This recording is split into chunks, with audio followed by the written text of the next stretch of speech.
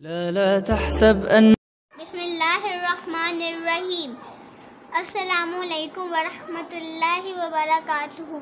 मेरा नाम समीहा फातिमा जवाद खालिद बट है और आज मैं आपको बताऊंगी पुरानी ज्योग्राफी में क्या सीखा है।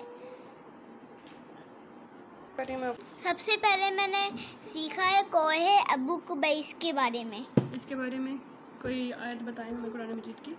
सबसे पहले हज़रत इब्राहीम इस पहाड़ पे गए थे और उनने मक्का के लोगों को इकट्ठा किया था और एक आयत बोली थी कुरान मजीद की, वअज़्ज़न फिन्नासी बिलहज।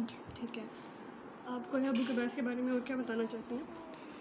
क्यों अल्लाह ताला ने सबसे पहले दुनिया में सबसे पहला पहाड़ कोहे अबू कुबैस बनाया था। ठीक है, खाना काबा के सबसे सामने है। कोहे अबू कुबैस के नीचे एक पहाड़ है, उसका नाम है कोहे सफा। इसका एक दूसरा नाम भी है, उसका नाम है अल अमीन। इसका एक दूसरा नाम भी है, उसका नाम है खजाना गार। हमने जब अल्लाह का घर बनाया था तो उन्हें पत्थर कोहे अबू कुबैस से लिए थे। ऊपर एक कोहे अबू कुबैस के ऊपर एक